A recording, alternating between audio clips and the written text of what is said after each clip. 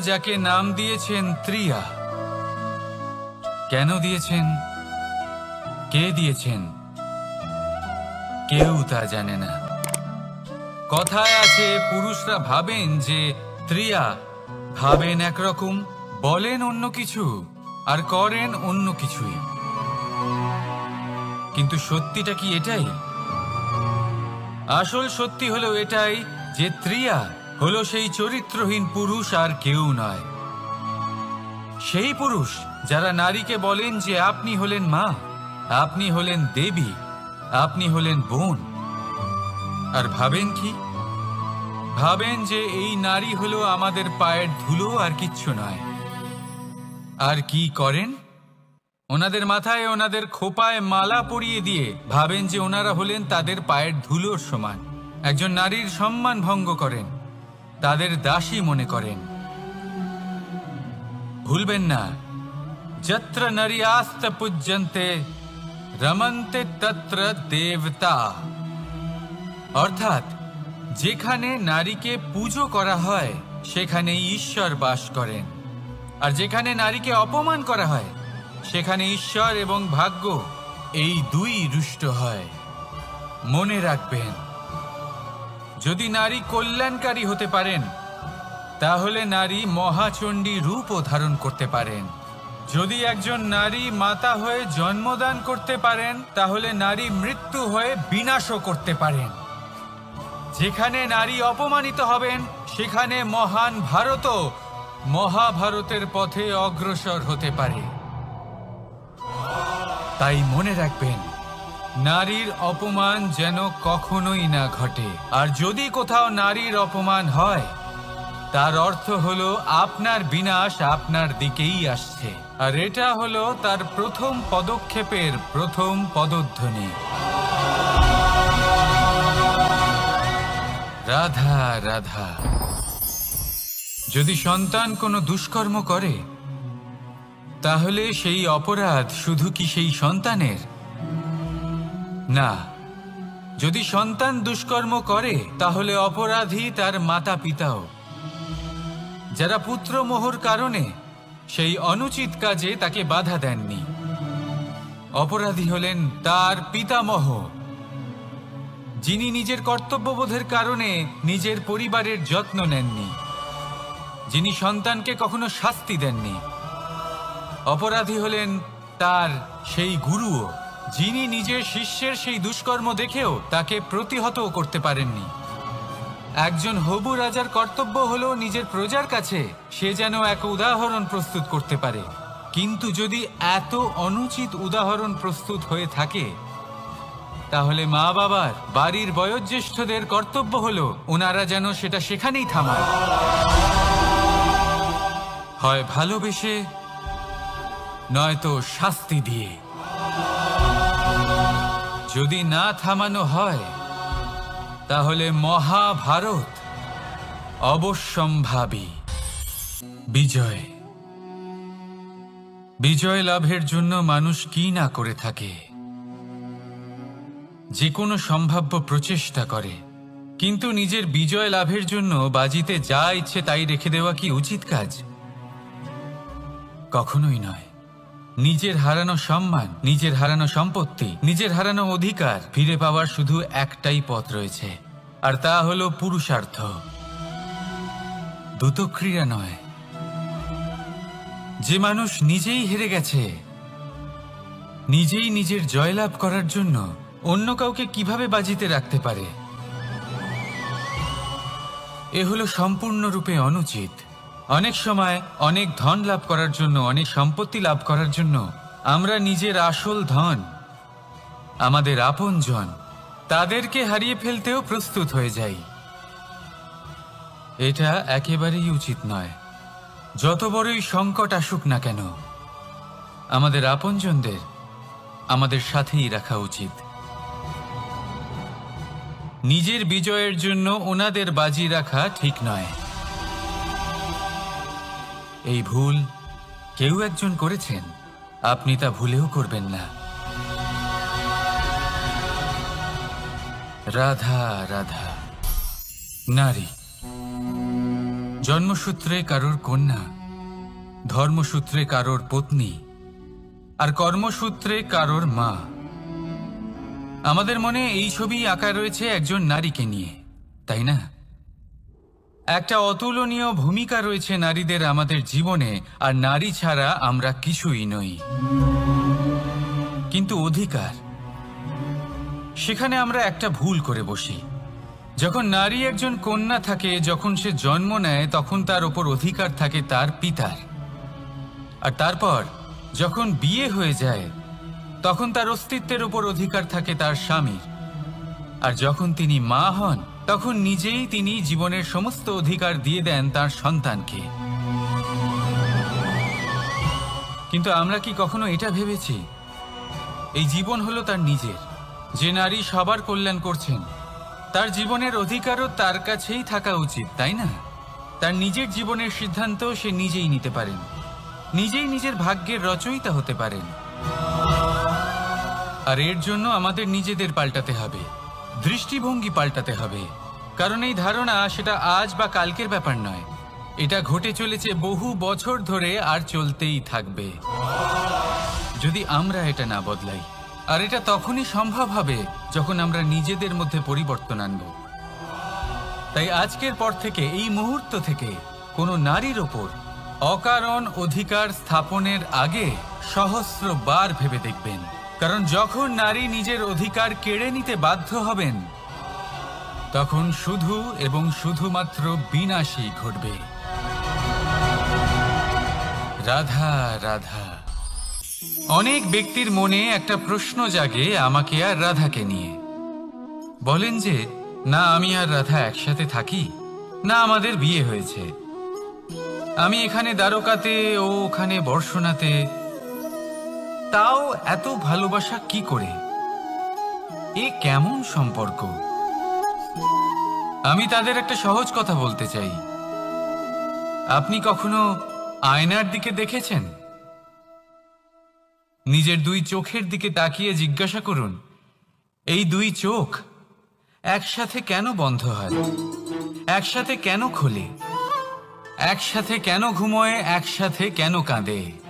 আজীবন কোনো এক মানুষের সাথে সম্পর্ক রাখা অবশ্যই সম্ভব, তাদের সাথে দেখা না করে।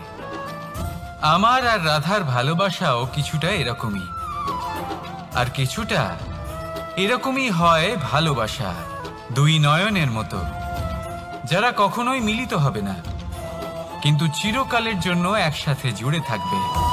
এই অনুভূতি নিঃস্বার্থ হয়, আর এই নিঃস্বার্থ ভালোবাসা আপনাকে আনন্দের পথে অগ্রসর করে।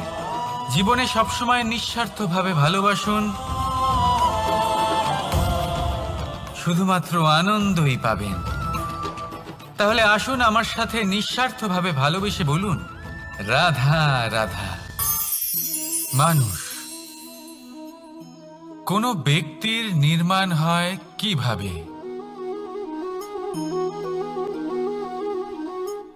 কেউ বলবেন পঞ্চতত্ত্বের দ্বারা, কেউ বলবেন আত্মা, দেহ ও চেতনার দ্বারা, কেউ বলবেন ঈশ্বরের কৃপার দ্বারা, তো কেউ বলবেন এই প্রকৃতির পরীক্ষার দ্বারা।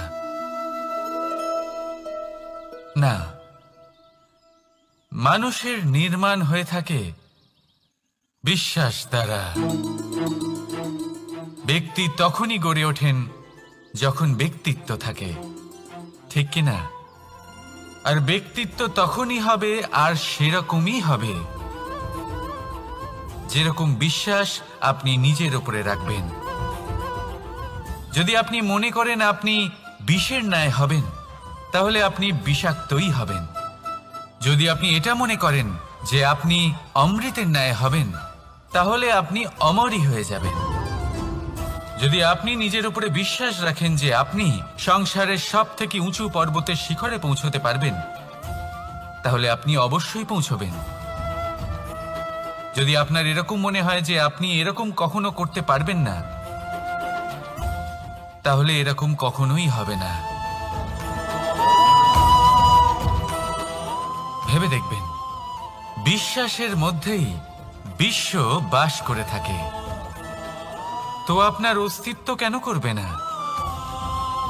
যেমন বিশ্বাস আপনি নিজের উপরে রাখবেন তেমনই আপনি হয়ে উঠবেন। সেই জন্য নিজের উপরে বিশ্বাস রাখুন, আর হ্যাঁ, ভালোবেসে বলুন রাধা রাধা। শত্রুতা, একজন মানুষ অন্য মানুষের সাথে শত্রুতা করে বসেন, দুজন ঘনিষ্ঠ বন্ধু। এমনও এক সময় আসতে পারে যখন এনারা একে অপরের শত্রু হয়ে ওঠেন। এর অনেকগুলো কারণ হতে পারে, কিন্তু মূল কারণ হলো আলোচনা। আগে হ্যাঁ, আপনি যদি কারোর বিষয়ে আলোচনা করেন তাহলে সে আপনার শত্রু হয়ে যেতে পারে। এবার মনে একটা প্রশ্ন আসতে পারে যে এটা কিভাবে সম্ভব হতে পারে? আলোচনা, এটা তো অত্যন্ত জরুরি। যদি আমি নিজের বন্ধুর খারাপ কাজের বিষয়ে আলোচনাই না করি তাহলে সে শুধরবে কি করে? এ কথা সত্যি যে আলোচনা আবশ্যক, কিন্তু তার থেকেও বেশি গুরুত্বপূর্ণ এবং আবশ্যক হলো আপনার এই সিদ্ধান্ত। সিদ্ধান্ত এটাই যে আপনার এই আলোচনা কোন স্থানে করবেন। যদি এটা সবার সামনে করবেন ভাবেন, তাহলে তা অপমানও হয়ে যেতে পারে। যদি এটা আলাদাভাবে করেন তাহলে তা পরামর্শ হয়ে যায়। অপমান কেউ স্বীকার করতে পারেন না, কিন্তু পরামর্শ সকলের ভালো লাগে।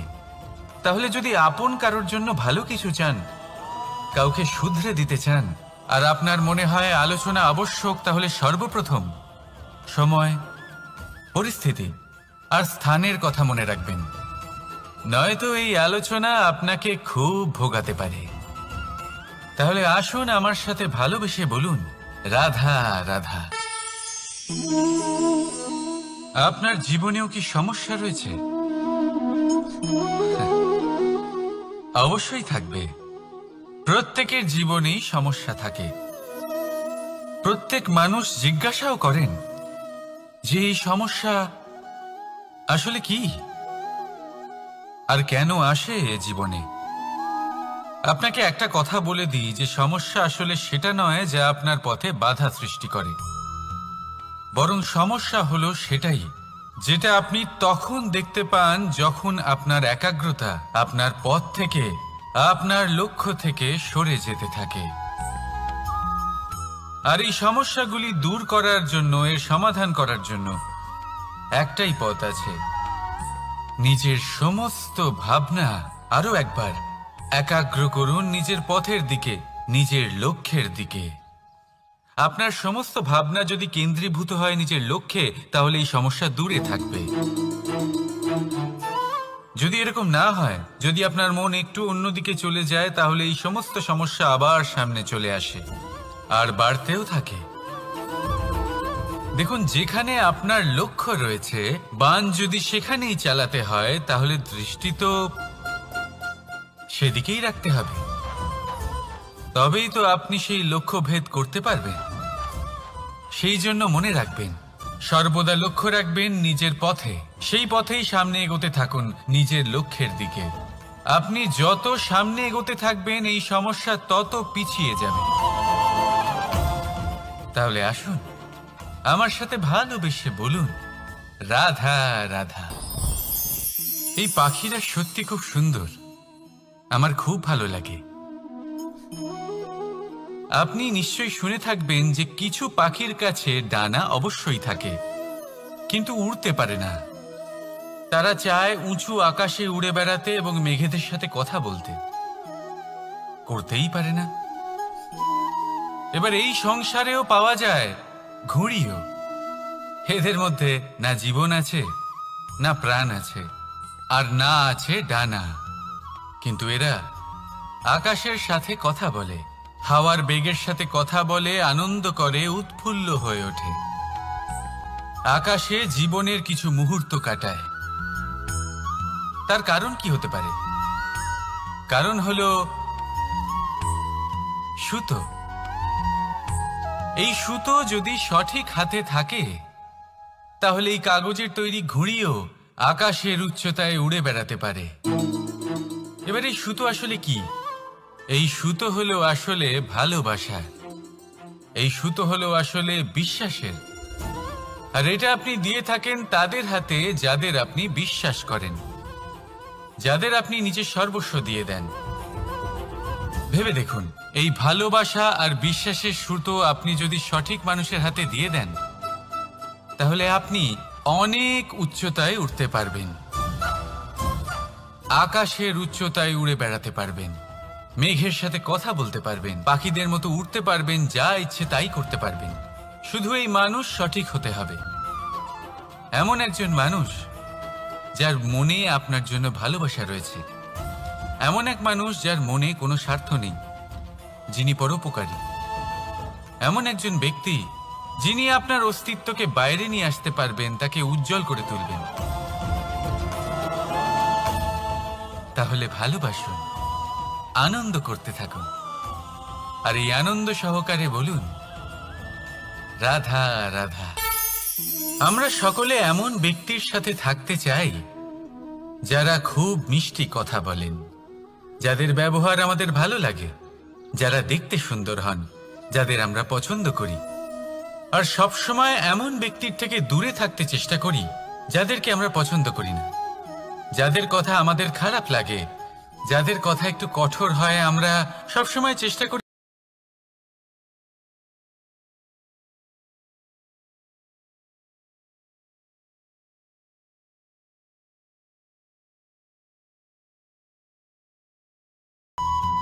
ওষুধও একটু কড়াই হয়, কিন্তু এ কি করে? আমাদের সুস্থ করে তোলে।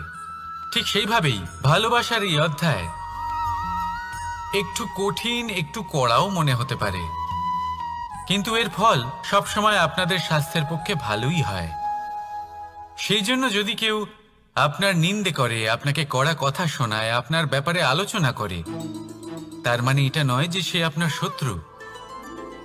হতে পারে তিনি আপনার বন্ধু হন, আপনার জন্য ভালো চান, আপনাকে শুধরে নিতে চান, আপনার মধ্যে কোনো পরিবর্তন দেখতে চান। সেই জন্য কখনো কারোর কথা শুনে বা কাউকে দেখে প্রাথমিকভাবে এই সিদ্ধান্ত নেবেন না যে তিনি আপনার শত্রু হন নাকি আপনার বন্ধু হন। এমনও শত্রু হয়ে থাকেন যে গুড়ের মতো মিষ্টি মিষ্টি কথা বলে আসলে আপনাকে বিষ পান করিয়ে দেবেন। আর এমনও বন্ধু থাকেন যারা আসলে নিমের মতো কড়া কথা বলেন কিন্তু আপনাকে অমৃত পান করান। এদের মধ্যে পার্থক্য করতে জানতে হবে, কে আসলে শত্রু হন আবার কে আসলে মিত্র হন। এই পার্থক্য যখন আপনি করতে শিখবেন, তখন আপনি এই সংসারের সব থেকে সুখী প্রাণী হয়ে উঠবেন। এই পার্থক্য বোঝা সহজ নয়, কিন্তু অবশ্যই আবশ্যক। রাধা রাধা। অসুখ। এমন কোনো মানুষ আছেন এই সংসারে যার অসুখ করে না? প্রত্যেক মানুষ কখনো না কখনো অবশ্যই অসুস্থ হয়েছে, তার এই শরীর রোগের শিকার অবশ্যই হয়েছে। এবারে দেখুন, এই রোগ আসে আবার এই রোগ চলেও যায়, কিন্তু সেই রোগ আমাদের কষ্ট দিতে কেন সক্ষম হয়? কারণ হলো স্বচ্ছতা। যদি এই স্বচ্ছতা শরীরে না থাকে, তাহলে মানুষকে শারীরিক কষ্ট পেতেই হবে। ঠিক সেইভাবেই অত্যন্ত প্রয়োজনীয় হলো এই স্বচ্ছতা যেন মনেও থাকে। যদি এই স্বচ্ছতা মনে না থাকে, তাহলে মানুষ চারিত্রিকভাবে কষ্ট সহ্য করেন। এবারে নিবারণ কি হতে পারে? বড়ই সহজ এর উপশম। যদি রোগ শরীরে হয়, তাহলে সর্বপ্রথম স্বচ্ছতা বজায় রাখতে শিখুন, এই শরীরকে পরিষ্কার রাখতে শিখুন। বিচক্ষণতার সাথে এই রোগের সম্মুখীন হন, ভয় পাওয়ার কোনো দরকার নেই। ব্যায়াম করতে থাকুন, সব ঠিক হয়ে যাবে। সেইভাবেই যদি এই অসুখ মনে হয়, তাহলে কি করা যায়? সর্বপ্রথম তার আধারের উপরে নজর দিন। আপনার এই আধারই হলো আপনার আহার। যা আপনি আহার করবেন সেরকমই মানুষ হয়ে উঠবেন। সেইভাবেই আপনি যেরকম ভাবেন সেরকমই মানুষ হয়ে উঠবেন। সেই জন্য নিজের ভাবনাকে শুভ করুন, নিজের দৃষ্টিভঙ্গিকে শুভ করে তুলুন, সব কিছু সঠিক হবে। আপনার আমার সবার মধ্যেই এক রাক্ষস বাস করে, তার সম্মুখীন হন, তাকে পরাস্ত করুন। তাহলে এই রোগ সে শরীরেই হোক বা মনের মধ্যে, যদি সঠিক সময় তাকে আটকানো না যায়, তাহলে যে কোনো সময় তা মহামারীর রূপ ধারণ করবে। সেই জন্য সাবধানে থাকুন, সুস্থ থাকুন। তাহলে আসুন আমার সাথে ভালোবেসে বলুন, রাধা রাধা। বাজ পাখিকে পক্ষীরাজ বলা হয়, বাজের আয়ু হলো মোটামুটি 70 বছর। এবার 40 বছর হতে হতেই ওদের পালক লম্বা এবং ভঙ্গুর হয়ে যেতে থাকে, ঠোঁট বেঁকে যায়, ডানা ভারী হয়ে যায়, অর্থাৎ আগের মতো উড়তে পারে না, সেই শক্তি থাকে না। এবার সেই বাজ কি করবে? বাজ সব থেকে কঠিন নির্বাচন করে, নির্বাচন নিজের পুনর্স্থাপনার। সর্বপ্রথম একটা বিশাল পর্বতে যায়, একান্তে নিজের এক বাসস্থান তৈরি করে, আর তারপরে পাথরের সাথে নিজের ঠোঁট বারবার আঘাত করতে করতে সেই ঠোঁট ভেঙে ফেলে। তারপরে সে অপেক্ষা করে সেই ঠোঁট পুনর্নির্মাণ হওয়ার। তারপর সেটাই করে নিজের পালকের সাথে। তারপরে নিজের ডানা থেকে এক এক করে ভারী পালকগুলো ছিঁড়ে ফেলে দেয়। আর তারপর 150 দিনের এই যন্ত্রণা সহ্য করার পরে ও ফিরে পায় নিজের ওড়বার অনন্য ক্ষমতা, সেই শক্তি। আর তারপরে ও জীবনের পরবর্তী 30 বছর বাঁচে। কি বুঝলেন আপনি? যদি ইচ্ছে শক্তি থাকে তাহলে একজন দুর্বলও শক্তিশালী হতে পারে। আপনিও এটাই করুন, নিজের অতীতের যন্ত্রণার বোঝাগুলিকে ত্যাগ করুন আর কল্পনার খোলা আকাশে উন্মুক্ত হয়ে উড়ে বেড়ান। নিজের পুনর্স্থাপনা করুন, তবেই সর্বশ্রেষ্ঠ হতে পারবেন। আর মনে রাখবেন, এই ছোট ছোট পদক্ষেপই বড় বড় শিখরে পৌঁছে দিতে পারে। তাহলে আসুন আর আমার সাথে ভালোবেসে বলুন, রাধা রাধা। আপনি কি কখনো জলকে নিজের মুঠোতে ধরে রাখার চেষ্টা করেছেন? চলুন আজ করা যাক।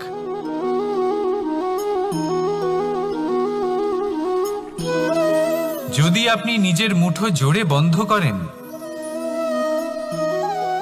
জল ধরে রাখতে পারবেন না। যদি আপনি তাকে এমনি বইতে দেন,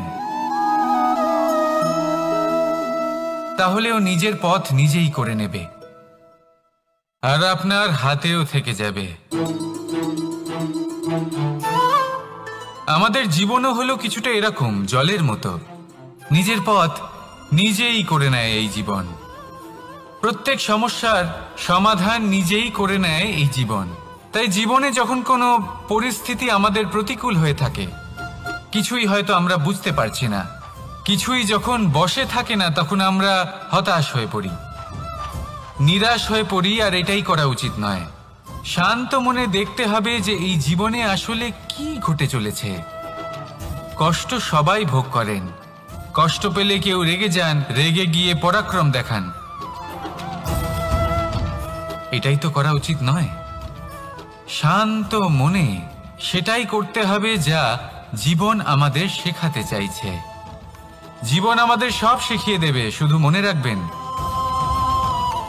কখন প্রয়াস করতে হবে আর কখন আমাদের প্রতীক্ষা করতে হবে, সেটা আগে আপনাকে বুঝতে হবে। তাহলে আসুন আমার সাথে ভালোবেসে বলুন, রাধা রাধা। বল, শক্তি, পরাক্রম এই সংসারের বিকাশের মূল। কিন্তু কখনো ভেবেছেন যে প্রকৃতি আমাদের এই বল, শক্তি, পরাক্রম কেন দিয়েছেন? যাতে আমরা জীবনে কারোর উদ্ধার করতে পারি, কাউকে সাহায্য করতে পারি, কারোর জন্য ভালো কিছু করতে পারি, কোনো গরিব অসহায় মানুষের জন্য কিছু করতে পারি। এই বল, এই শক্তির সদ্ব্যবহার করতে পারি। কখনো দেখেছেন এমন মানুষ যার কাছে অসীম শক্তি আছে, কিন্তু তার সাথেই অসম্ভব অহংকারও রয়েছে? যিনি নিজেকে সর্বশ্রেষ্ঠ বলে মনে করেন, খারাপ কাজও করেন। আপনি দেখবেন প্রকৃতি এবং মানুষ তাকে ভাঙতে সর্বদা চেষ্টা করেন। মনে রাখবেন, যতই সুবিশাল পর্বত হোক না কেন, তা যদি পথে পড়ে, তাকে ভেঙে পথ প্রশস্ত করা হয়। যদি আপনার কাছে বল থাকে, শক্তি থাকে, পরাক্রম থাকে, তাহলে তার সদ্ব্যবহার করুন, কাউকে সাহায্য করুন, কাউকে রক্ষা করুন। যদি আপনি আপনার শক্তির দুর্ব্যবহার করেন, তাহলে মনে রাখবেন আপনি নিজের বিনাশ নিজেই আমন্ত্রণ করছেন। এবার বল অর্জন করার পরে, শক্তি অর্জন করার পরে আপনি নিজেকে বিনাশ করতে চান নাকি এই সংসারের উদ্ধার করতে চান, সিদ্ধান্ত আপনার। রাধা রাধা। মানুষ আর ধন, এই দুইয়ের মধ্যে সম্পর্ক খুব ঘনিষ্ঠ। ধন হলো সেই শক্তি যার ব্যবহার মানুষ করে থাকে সাংসারিক বস্তু ক্রয় করার জন্য, নিজের জীবন যাপন করার জন্য। আর মানুষ হলো সেই শক্তি যারা ধনকে গুরুত্বপূর্ণ করে তোলেন। এবার একটা কথা বলি, ব্যবহার করা উচিত ধনকে আর ভালোবাসা উচিত মানুষকে। এটা বেশিরভাগ মানুষই বোঝেন না। মানুষ এখানেই সব থেকে বড় ভুল করে বসেন। তারা ভালোবাসেন ধনকে আর ব্যবহার করেন মানুষকে। এ হলো অনুচিত। দেখুন, আপনি একটা সূচের দ্বারা যুদ্ধ করতে পারবেন না, আর কোনো তলোয়ার দ্বারা বস্ত্র সেলাই করতে পারবেন না, তাই না? কোনটা কিসের জন্য হয় সেটা বোঝা অত্যন্ত জরুরি। আপনিও সঠিক দিকে অগ্রসর হন। মানুষকে ভালোবাসুন আর ধনকে ব্যবহার করুন। যদি আপনি মানুষকে ব্যবহার করেন তাহলে আপনি ভালোবেসে ফেলবেন ধনকে, আর এই ভালোবাসা ধীরে ধীরে পরিণত হবে লোভে, আর ধীরে ধীরে এটা আপনাকে বিনাশ করে দেবে। তাহলে সমস্ত মানুষকে ভালোবাসুন আর এইভাবে ভালোবেসে বলুন, রাধা রাধা। সাফল্য কে না চান? সাফল্য লাভ করার, শিখরে পৌঁছানোর আলাদাই একটা আনন্দ রয়েছে। আর আপনজনদেরও কে না চান? প্রত্যেক মানুষ চান যেন জীবনে তার কোনো আপনজন থাকে, যারা সবসময় তাদের সাথে থাকবে। কারণ আপনজনের সাথেই তো সাফল্যের আনন্দ সব থেকে বেশি পাওয়া যায়। কিন্তু আসলে কি হয়, অনেক সময় সাফল্যের খোঁজে সেই পথে চলতে চলতে আমরা আপনদের থেকে দূরে চলে যাই। না চাইতেও দূরে চলে যেতে হয়, ওনাদের সাথে সময় কাটাতে পারি না। আর আমরা ভুলে যাই যে সাফল্যের আসল আনন্দ আপনজনদের সাথেই পাওয়া যায়। সফল হওয়ার পরে আপনদের সাথে দেখা হলে তাদের চোখে আমাদের জন্য যে আবেগ থাকে, যে সম্মান, যে প্রেম থাকে, সেটাই হলো আসল পুরস্কার। আমরা সেই কথা ভুলে যাই এবং একা হয়ে পড়ি। বেশিরভাগ সময় এটাই হয়। বেশিরভাগ সময় সফল মানুষগুলি একা হয়ে যান। এবার আপনি কি চান? আপনি অসফল হয়ে দিনগুলি একাকিত্বে কাটাতে চান, নাকি সফল হয়ে আপনজনদের সাথে আনন্দে থাকতে চান? সেই সিদ্ধান্ত আপনার। সাফল্যের পেছনে ছুটুন, নিজেকে উজাড় করে দিন, কিন্তু আপনজনদের সঙ্গ ত্যাগ করবেন না। সেই আপনজন যারা আপনার সাফল্যের জন্য দায়ী, সেই আপনজন যিনি আপনার সাফল্যে আনন্দ পান, সুখ লাভ করেন, তাদের কখনো ত্যাগ করবেন না। আসুন আমার সাথে ভালোবেসে বলুন, রাধা রাধা। ভগবান আর ভক্ত যখন এক আকার হয়ে যায়, যখন ভক্ত তার ভগবানের প্রতি এবং নিজের জীবনের উদ্দেশ্যের প্রতি সম্পূর্ণরূপে সমর্পিত হয়, তখন জন্ম নেয় ভক্তি। এই সংসারের সমস্ত আশা হয়তো আপনার সঙ্গ ত্যাগ করে দিতে পারে, তখনও ভক্তি সাথে থাকবে। ভক্ত আর ভগবান যখন এক আকার হয়ে যায়, তাদের মধ্যে কোনো পার্থক্য থাকে না। তারা এক হয়ে যায়, এক ব্যক্তিত্ব, এক অস্তিত্ব। সেই জন্য কখনো জীবনে যে কোনো রূপেই, যে কোনো প্রকারেই, যে কোনো ঈশ্বরকে মান্য করুন। মনের মধ্যে শ্রদ্ধা ভাব জাগ্রত করুন, মনে ভক্তি ভাব জাগ্রত করুন। এই সমগ্র সংসারে সব কিছু আপনাকে ছেড়ে চলে গেলেও তখনও এই ভক্তি শুধুমাত্র আপনার উত্থান ঘটাবে। তাই মনে ভক্তি জাগ্রত করুন আর আমার সাথে ভালোবেসে বলুন, রাধা রাধা। শব্দই হলো শূন্য, শব্দই হলো আরম্ভ, শব্দই হলো অন্ত, শব্দই হলো অমর, শব্দই হলো ব্রহ্ম। এই শব্দ হলো অত্যন্ত বিশেষ। কেউ কাঁদলে তাকে হাসিয়ে তোলে, কেউ হাসলে তাকে কাঁদিয়ে দেয়। কারোর মনে উদ্দীপনা জাগিয়ে তুলতে পারে, আবার কারোর মনে কাঁটা হয়ে বিঁধে থাকতে পারে। একটা অত্যন্ত গুরুত্বপূর্ণ কথা যা বোঝা অত্যন্ত আবশ্যক। আপনার মন, আপনার হৃদয় যতই শুদ্ধ হোক না কেন, যতই পবিত্র হোক না কেন, আপনার দৃষ্টিভঙ্গি যতই স্পষ্ট হোক না কেন, যদি আপনার কথা পবিত্র না হয়, যদি আপনার শব্দ শুদ্ধ না হয়, তাহলে তা আপনাকে আপনার কর্মফল ভোগ করতে বাধ্য করবেই। একটা সহজ উদাহরণ দিই, আপনার জীবনে এমন কেউ অবশ্যই থাকবেন যাকে আপনি পছন্দ করেন না, যিনি হয়তো অধর্মী মানুষ, যিনি হয়তো দুর্বুদ্ধি সম্পন্ন মানুষ, কিন্তু তার জন্য অপশব্দ প্রয়োগ করলে তার মধ্যে কোনো পরিবর্তন আসবে না, তার মানসিকতা বদলাবে না, শুধু মনে প্রতিশোধ স্পৃহা জেগে উঠবে, মনে হিংসা জাগবে, আর কিচ্ছু নয়। সেই জন্য নিজের শব্দকে নিয়ন্ত্রণ করুন, নিজের কথা সংযত করুন। শ্রেষ্ঠ থেকে শ্রেষ্ঠতর মানুষকেও সাবধানী হতে হয়, কারণ যদি এই শব্দের প্রয়োগ সঠিক না হয় তাহলে আজীবন মানুষকে নির্বাক হয়ে থাকতে হতে পারে। তাহলে নিজের শব্দ নিয়ন্ত্রিত রাখুন, নিজের কথাকে শুভ করুন, এতে প্রেমবোধ জাগিয়ে তুলুন, আর সেই প্রেমবোধ নিয়েই বলুন রাধা রাধা। বরদান এবং অভিশাপ এই দুই হলো একই মুদ্রার দুটি পিঠ। এই বরদান আমরা অনেক কারণে পেতে পারি, কখনো নিজের পরিশ্রমের কারণে, কখনো নিজের তপস্যার কারণে, কখনো আমাদের পূর্বপুরুষদের কর্ম ও তপস্যার কারণে। কিন্তু এই বরদান কতক্ষণ বরদান থাকবে তা আমরা নিশ্চিত করতে পারি না, তা সুনিশ্চিত করে শুধুমাত্র আমাদের কর্ম। যদি আপনাকে উদাহরণ দিই, আপনি রেশমের কীট দেখেছেন? ও বরদান পেয়েছে যে ও নিজের সুরক্ষার জন্য খোলস বানাতে পারে। এবারও তাতে এত মত্ত হয়ে যায় যে এমন এক আবরণ বানিয়ে ফেলে যাতে সে নিজেই আবদ্ধ হয়ে চাপা পড়ে মরে যায়। এটার তাৎপর্য কি? তাৎপর্য খুবই সরল। গর্ব করা খুবই ভালো, কিন্তু অহংকার করা কখনোই উচিত নয়। যদি অহংকার মনের মধ্যে প্রবেশ করে তাহলে এই বরদান অভিশাপে পরিণত হতে সময় লাগে না। আর যদি কর্মশ্রেষ্ঠ হয় তাহলে অভিশাপও বরদানে পরিণত হয়। তাহলে আসুন শ্রেষ্ঠ কর্ম করুন আর আমার সাথে ভালোবেসে বলুন রাধা রাধা।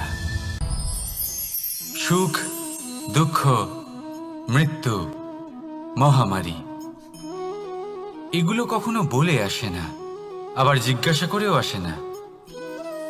এমনই হয় দ্রুত ক্রীড়ার এই খেলায়। এক কারাগারের মতো, একটা মাকড়সার জালের মতো। যেমন একটা মাকড়সার জাল একটা পোকাকে নিজের দিকে আসতে আকর্ষিত করে নিজের চমকের দ্বারা, নিজের গঠন দ্বারা, সেরকমই দ্রুত ক্রীড়ার এই খেলা মানুষকে নিজের দিকে আসতে প্ররোচিত করে। শেষে গিয়ে মানুষ আটকা পড়ে। পার্থক্য শুধু এটাই, যখন এক পোকা এই জালে জড়িয়ে পড়ে তখন সে তার প্রাণ হারায়। মানুষ যখন এই দ্রুত ক্রীড়ায় আকর্ষিত হয় সে নিজের মান, নিজের ধন সব কিছু হারায়, নিজের বিবেক হারিয়ে ফেলে। কিন্তু আপনি আপনার বিবেক কখনোই হারাবেন না। যদি আপনার মনে লোভ চলে আসে আপনি লোভী হয়ে ওঠেন। যদি আপনি দ্রুত ক্রীড়ার এই খেলায় আটকা পড়েন তাহলে মনে রাখবেন এই খেলা থেকে ফিরে আসা প্রায় অসম্ভবই বলা যায়। নিজের বিবেক কখনো হারাতে দেবেন না, কারণ বিনাশ আসার প্রথম লক্ষণ হলো বিবেকের বোধ চলে যাওয়া। এই প্ররোচনায় কখনো পা দেবেন না। আর আমার সাথে ভালোবেসে বলুন রাধা রাধা। বিজয়, বিজয় লাভের জন্য মানুষ কি না করে থাকে, যে কোনো সম্ভাব্য প্রচেষ্টা করে। কিন্তু নিজের বিজয় লাভের জন্য বাজিতে যা ইচ্ছে তাই রেখে দেওয়া কি উচিত কাজ? কখনোই নয়। নিজের হারানো সম্মান, নিজের হারানো সম্পত্তি, নিজের হারানো অধিকার ফিরে পাওয়ার শুধু একটাই পথ রয়েছে, আর তা হলো পুরুষার্থ, দ্রুত ক্রীড়া নয়। যে মানুষ নিজেই হেরে গেছে, নিজেই নিজের জয়লাভ করার জন্য অন্য কাউকে কিভাবে বাজিতে রাখতে পারে? এ হলো সম্পূর্ণরূপে অনুচিত। অনেক সময় অনেক ধন লাভ করার জন্য, অনেক সম্পত্তি লাভ করার জন্য আমরা নিজের আসল ধন, আমাদের আপনজন, তাদেরকে হারিয়ে ফেলতেও প্রস্তুত হয়ে যাই। এটা একেবারেই উচিত নয়। যত বড়ই সংকট আসুক না কেন, আমাদের আপনজনদের আমাদের সাথেই রাখা উচিত। নিজের বিজয়ের জন্য ওনাদের বাজি রাখা ঠিক নয়। এই ভুল কেউ একজন করেছেন, আপনি তা ভুলেও করবেন না। রাধা রাধা। নারী জন্মসূত্রে কারোর কন্যা, ধর্মসূত্রে কারোর পত্নী, আর কর্মসূত্রে কারোর মা। আমাদের মনে এই ছবি আঁকা রয়েছে একজন নারীকে নিয়ে, তাই না? একটা অতুলনীয় ভূমিকা রয়েছে নারীদের আমাদের জীবনে, আর নারী ছাড়া আমরা কিছুই নই। কিন্তু অধিকার, সেখানে আমরা একটা ভুল করে বসি। যখন নারী একজন কন্যা থাকে, যখন সে জন্ম নেয়, তখন তার ওপর অধিকার থাকে তার পিতার। আর তারপর যখন বিয়ে হয়ে যায়, তখন তার অস্তিত্বের উপর অধিকার থাকে তার স্বামীর। আর যখন তিনি মা হন, তখন নিজেই তিনি জীবনের সমস্ত অধিকার দিয়ে দেন তার সন্তানকে। কিন্তু আমরা কি কখনো এটা ভেবেছি এই জীবন হলো তার নিজের? যে নারী সবার কল্যাণ করছেন, তার জীবনের অধিকারও তার কাছেই থাকা উচিত, তাই না? তার নিজের জীবনের সিদ্ধান্ত সে নিজেই নিতে পারেন, নিজেই নিজের ভাগ্যের রচয়িতা হতে পারেন। আর এর জন্য আমাদের নিজেদের পাল্টাতে হবে, দৃষ্টিভঙ্গি পাল্টাতে হবে। কারণ এই ধারণা সেটা আজ বা কালকের ব্যাপার নয়, এটা ঘটে চলেছে বহু বছর ধরে আর চলতেই থাকবে যদি আমরা এটা না বদলাই। আর এটা তখনই সম্ভব হবে যখন আমরা নিজেদের মধ্যে পরিবর্তন আনব। তাই আজকের পর থেকে, এই মুহূর্ত থেকে, কোনো নারীর ওপর অকারণ অধিকার স্থাপনের আগে সহস্রবার ভেবে দেখবেন। কারণ যখন নারী নিজের অধিকার কেড়ে নিতে বাধ্য হবেন, তখন শুধু এবং শুধুমাত্র বিনাশই ঘটবে। রাধা রাধা। নারী, পুরুষরা যাকে নাম দিয়েছেন ত্রিয়া, কেন দিয়েছেন, কে দিয়েছেন, কেউ তা জানে না। কথায় আছে, পুরুষরা ভাবেন যে ত্রিয়া, ভাবেন একরকম, বলেন অন্য কিছু, আর করেন অন্য কিছুই। কিন্তু সত্যিটা কি এটাই? আসল সত্যি হলো এটাই যে ত্রিয়া হলো সেই চরিত্রহীন পুরুষ, আর কেউ নয়। সেই পুরুষ যারা নারীকে বলেন যে আপনি হলেন মা, আপনি হলেন দেবী, আপনি হলেন বোন। আর ভাবেন কি?